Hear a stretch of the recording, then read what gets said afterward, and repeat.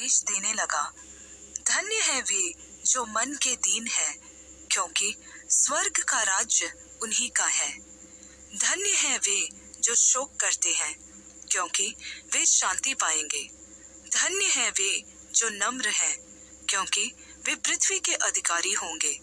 धन्य है वे जो धार्मिकता के भूखे और प्यासे हैं, क्योंकि वे तृप्त किए जाएंगे।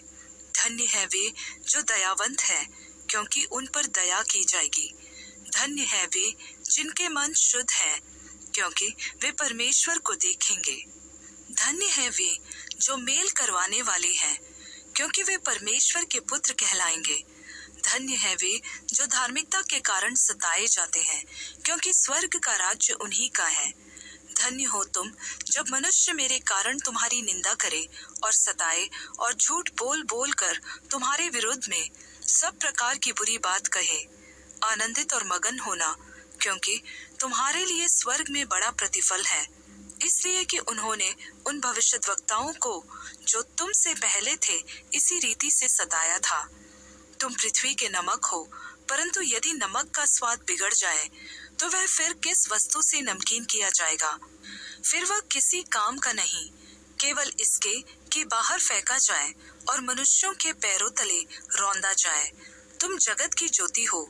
जो नगर पहाड़ पर बसा हुआ है वह छिप नहीं सकता, और लोग दिया जलाकर पैमाने के नीचे नहीं परंतु दीवट पर रखते हैं, तब उससे घर के सब लोगों को प्रकाश पहुंचता है। उसी प्रकार तुम्हारा उजियाला मनुष्यों के सामने चमके कि वे तुम्हारे भले कामों को देखकर तुम्हारे पिता की जो स्वर्ग में है बड़ाई करे।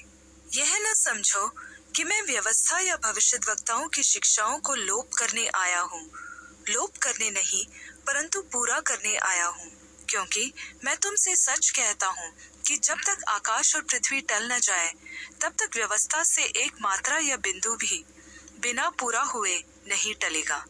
इसलिए जो कोई इन छोटी से छोटी आज्ञाओं में से किसी एक को तोड़े और वैसा ही लोगों को सिखाए, वह स्वर्ग के राज्य में सबसे छोटा कहलाएगा, परंतु जो कोई उनका पालन करेगा और उन्हें सिखाएगा वही स्वर्ग के राज्य में महान कहलाएगा।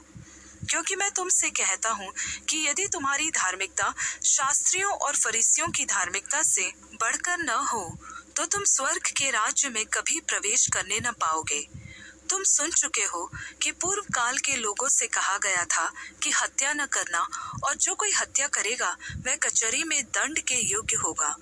परंतु मैं तुमसे यह कहता हूँ कि जो कोई अपने भाई पर क्रोध करेगा वह कचहरी में दंड के योग्य होगा, और जो कोई अपने भाई को निकम्मा कहेगा